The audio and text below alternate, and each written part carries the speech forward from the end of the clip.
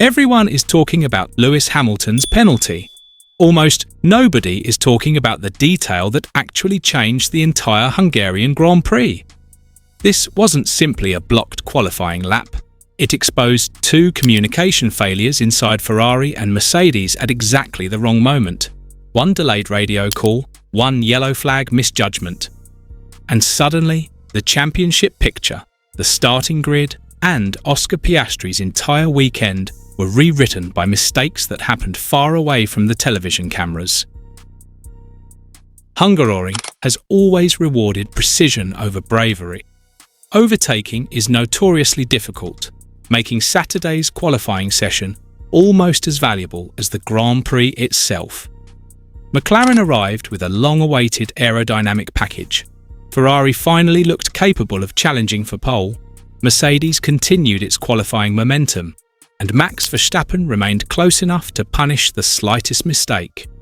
When Lando Norris snatched pole by just 0.012 seconds, it looked like another classic four-team fight. But the stopwatch only revealed half the story. Then came the part the cameras couldn't fully explain. Hamilton found himself directly in Oscar Piastri's path at turn 1. Antonelli barely lifted for Verstappen's yellow flags. Ferrari later admitted its warning reached Hamilton far too late, while Mercedes admitted Antonelli was distracted by another incident unfolding inside the team. Two completely different investigations. Two identical three-place penalties. But what if those weren't isolated driver mistakes at all? What if they exposed a much deeper operational weakness inside two of Formula One's biggest organisations? Before we move on, make sure to smash that like button and hit subscribe so you never miss out on any of our latest videos. The evidence we're about to uncover completely changes how this qualifying session should be viewed, and why two championship contenders may have been beaten by their own pit walls rather than their rivals. The biggest misconception surrounding Lewis Hamilton's penalty is that this was simply another case of a veteran driver forgetting to check his mirrors. That explanation is convenient. It is also incomplete. The FIA stewards reviewed not only onboard footage, but telemetry, radio communications, and team data.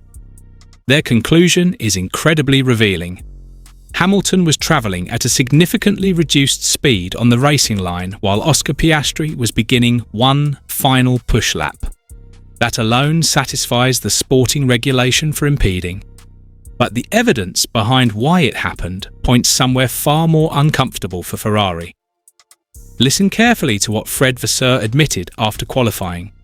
Ferrari informed Hamilton about Piastri's arrival, but far too late. Hamilton repeated exactly the same explanation himself.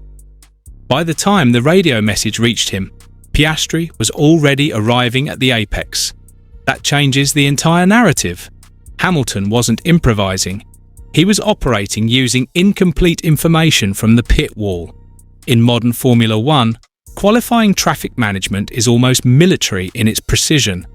Every engineer constantly monitors GPS positioning, sector timing, tyre preparation and release gaps. Drivers are effectively flying aircraft through invisible corridors at more than 250 km per hour. They rely almost entirely on engineers to tell them where danger is approaching, because mirrors become almost useless when another car arrives at full qualifying speed. Ferrari's own explanation quietly exposed that chain of command. By the time Hamilton knew Piastri was coming, physics had already taken over. Notice another subtle detail inside the FIA document.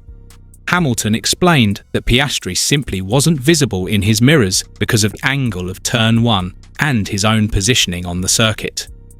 That statement wasn't dismissed by the stewards. Instead, the FIA accepted it as factual while still applying the standard three-place grid penalty, because intent is irrelevant under qualifying impeding guidelines. That's a critical distinction. The FIA never suggested Hamilton deliberately blocked anyone. The punishment exists because the consequence, not the intention, is what matters. Politically, however, Ferrari suffered the greater damage. Instead of discussing Hamilton's impressive front-row qualifying pace, the conversation immediately shifted toward another Ferrari operational error. Throughout recent seasons, Ferrari have repeatedly been criticised for strategic communication under pressure. Different personnel, different seasons, yet familiar headlines. Hungary became another example where raw speed was compromised by execution rather than outright performance. And that is precisely why Oscar Piastri reacted the way he did. His sarcastic thumbs up looked humorous on television. His team radio certainly didn't. Because from Piastri's perspective, this wasn't just one ruined lap. It was potentially the difference between fighting for pole position and starting behind several direct championship rivals. Remember the timing? McLaren introduced significant upgrades this weekend, yet Piastri admitted he had spent most of the sessions chasing the balance after missing first practice for Leonardo Fornaroli's development outing. He openly admitted he needed more track time to understand the revised aerodynamic package and changing wind conditions. Those comments matter. Drivers don't suddenly unlock half a second through talent alone.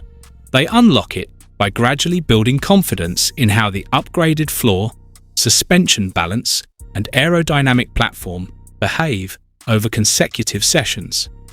Piastri believed that confidence was finally arriving during his final Q3 attempt. Then Hamilton appeared. The lap disappeared before the stopwatch even reached Sector 1. Andrea Stella's comments quietly reinforce exactly that interpretation. Rather than blaming Hamilton directly, the McLaren team principal focused on the lost potential. According to Stella, Oscar had finally begun finding the correct setup window with the changing conditions and likely still had significant lap time available. That's an extraordinary statement, because Norris only secured pole by 12 thousandths of a second. Think about that number. 100th here, 200ths there. A cleaner exit from turn 1. Suddenly, the entire front row might have looked completely different. And here's where the political consequences become fascinating. Hamilton's penalty eventually promoted Piastri back onto the second row anyway, lifting him to third on the grid. On paper, justice appeared to be restored. In reality, the opportunity that disappeared cannot be recreated. Starting third is not the same as fighting for pole with clean air into turn 1. The FIA could adjust the grid. They could never give Piastri back the qualifying lap Ferrari accidentally took away. If Ferrari's mistake exposed a communication failure, Mercedes' problem revealed something arguably even more worrying. Kimi Antonelli's penalty wasn't triggered by an obvious error. It was triggered by numbers, the telemetry, and telemetry is brutally honest. When Max Verstappen spun at the final corner, yellow flags were immediately displayed. Every driver knows what that means. The regulations require a genuine reduction in speed so marshals and stranded cars remain protected. Antonelli insisted he reacted instantly. The data actually confirms part of his story. He lifted off the throttle 16 meters earlier than on his previous qualifying lap. At first glance, that sounds convincing. But Formula One doesn't judge intentions. It judges outcomes. The FIA discovered that although Antonelli entered the yellow flag zone around 14 kilometers per hour, slower, he carried less braking into the corner and eventually passed Verstappen's incident 3 kilometers per hour faster than on his previous push lap.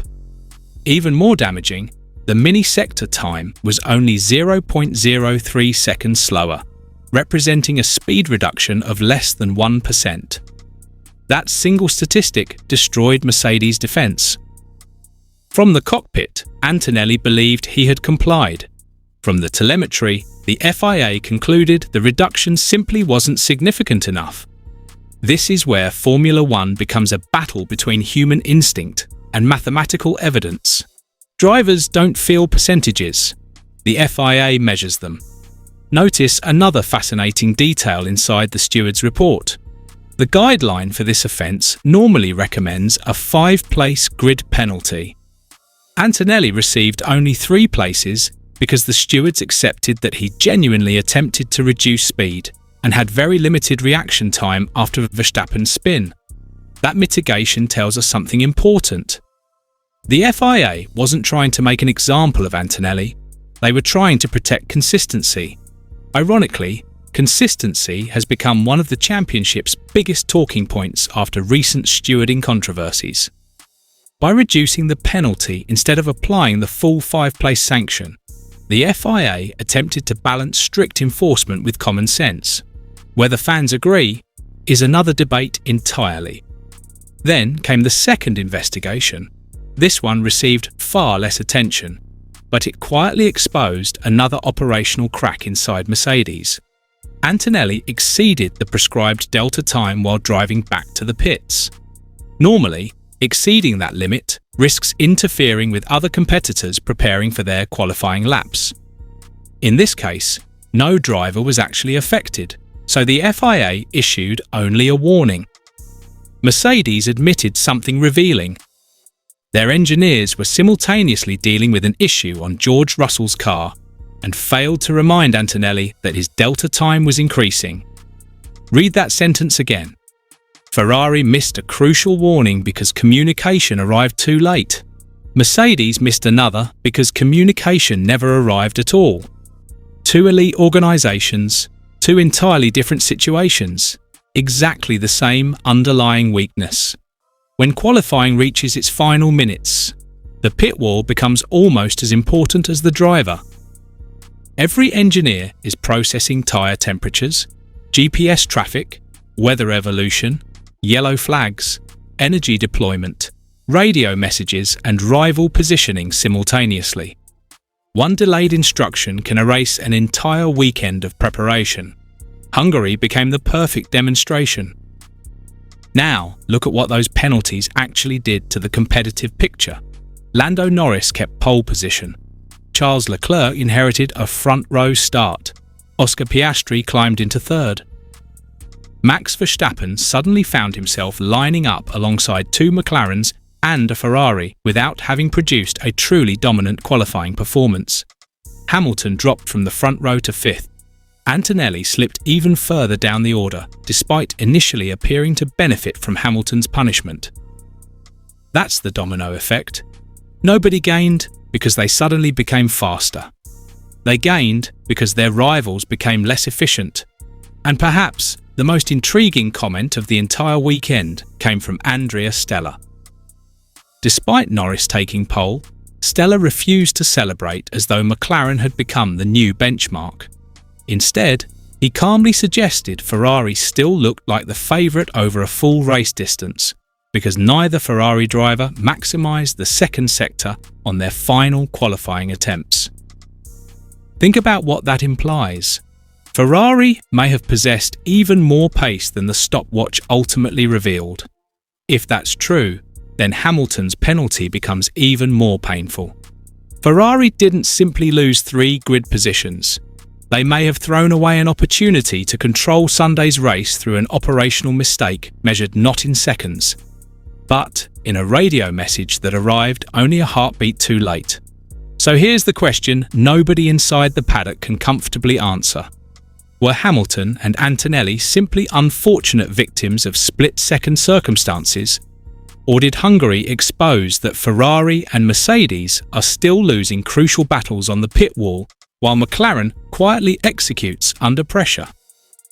Let me know your thoughts in the comments below, and don't forget to subscribe because our next deep dive uncovers the hidden stories the TV broadcast never shows.